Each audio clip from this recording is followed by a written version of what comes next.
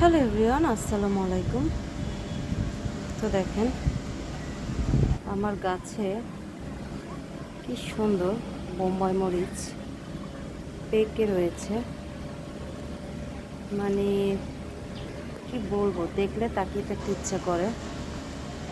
আর অনেক মরিচ ধরেছিল, তা আমি এবার দেশে যাওয়ার সময় তুলে নিয়ে গিয়েছিলাম আমার বোনের জন্য।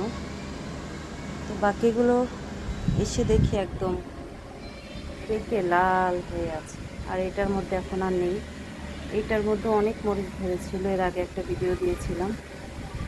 তারপর এটার মধ্যে আছে। এই যে দেখেন, আমি বাড়িতে যাওয়ার পরে আমার গাছগুলোর কি অবস্থা, একদম নষ্ট হয়ে গেছিল। এখন দেখি পানি দিয়ে কতটুকু ঠিক করতে পারি।